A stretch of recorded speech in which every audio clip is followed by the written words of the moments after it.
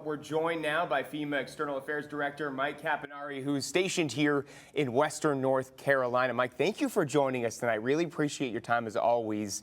So much to get to, obviously. I think the first thing and most important thing is the response right now. We're just about 2 weeks over since this happened.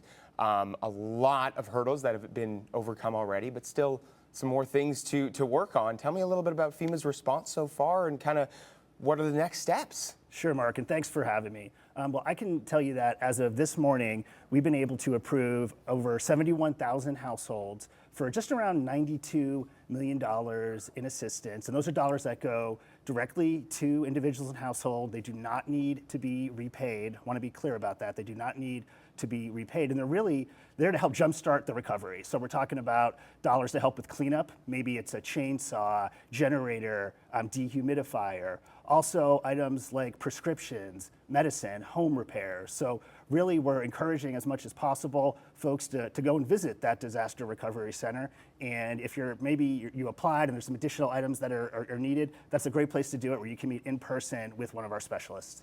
Now, a big issue, and there's been different issues that have come up, misinformation, other issues throughout the last couple weeks. Over the last few days, we've heard rumors, alleged threats against FEMA crews on the ground, which is mind-boggling to even think about the fact that that's happening. What do we know about this so far? Kind of what actions is FEMA taking? What point are we at in this whole thing? Yeah, and I want to be unequivocal here that we, FEMA, the federal government, are 100% committed to helping the communities of Western North Carolina. You know, as we work with law enforcement to run down the validity of any type of concern that's ever expressed with regards to safety, as we're doing here, we'll continue to do that.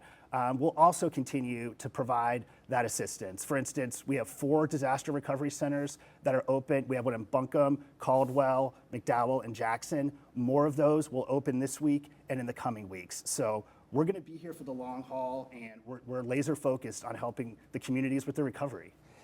In terms of obviously these threats and moving forward, are there steps that can be taken? Are there things that can be done?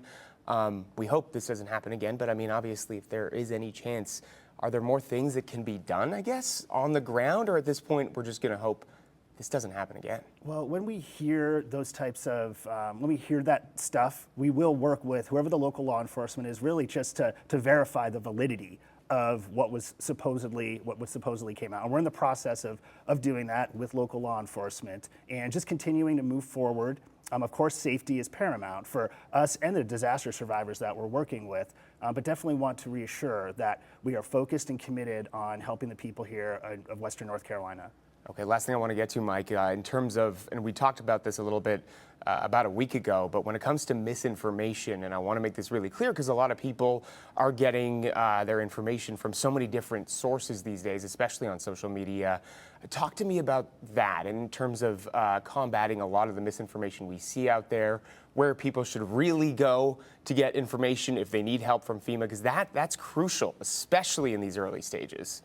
Yeah, so unfortunately, we've seen some of that really nonsense negatively impact our ability to help the people here.